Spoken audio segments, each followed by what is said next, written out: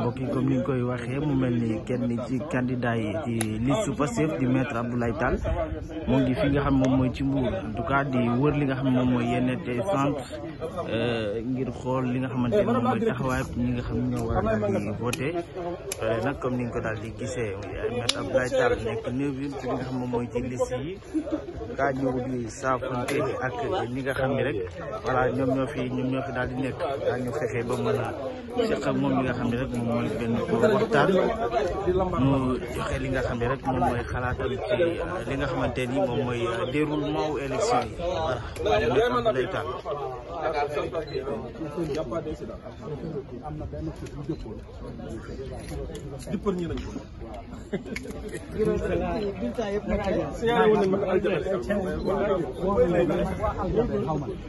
même Sali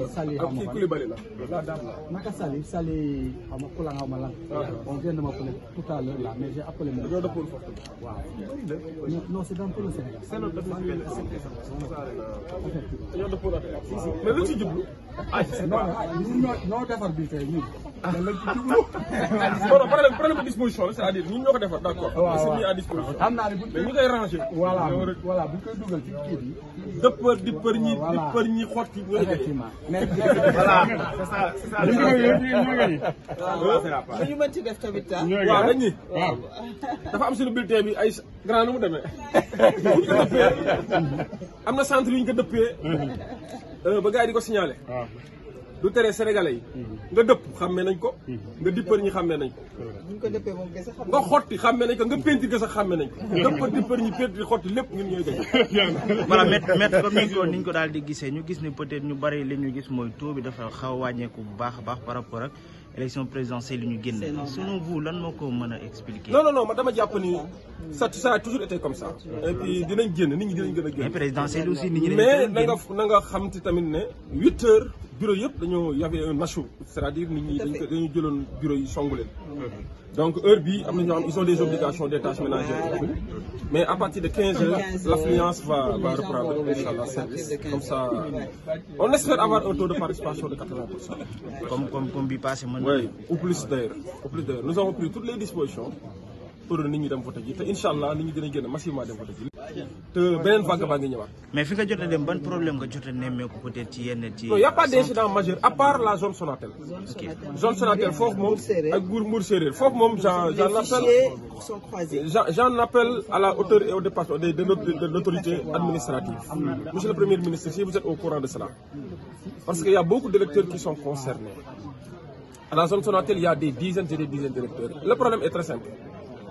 Dañoo jël nit ñi jox leen ay duplicata alors que ñoom demandé wuñu duplicata bañ leen joxee duplicata dañ leen a changé le bureau de vote alors que lors de la dernière présidentielle bureau de vote bi ñu nekkoon ak carte bi ñu yoroon amuñu si benn problème te xam nañ ni entre la dernière présidentielle et aujourd'hui il n'y a pas eu de révision exceptionnelle des listes électorales il n'y a pas eu de nouvelle inscription kon qui votait à la dernière présidentielle ne doit pas avoir de difficulté pour voter aujourd'hui. Loolu moo tax j'ai appelé tout à l'heure le préfet. Bon, il m'a dit qu'il n'y a pas eu de concordance. Ils ont appelé à la DGE parce qu'il n'y a pas eu de concordance entre ce qui est dans le fichier et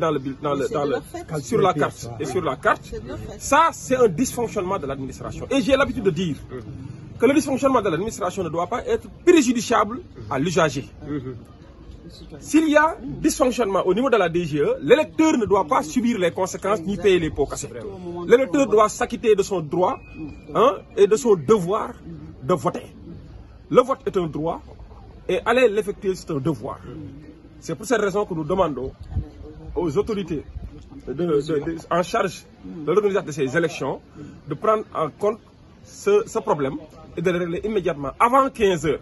Comme ça, s'il s'agira de prendre une note de service à l'attention ou une circulaire à l'attention de l'ensemble des présidents de centres de vote ou de bureaux de vote,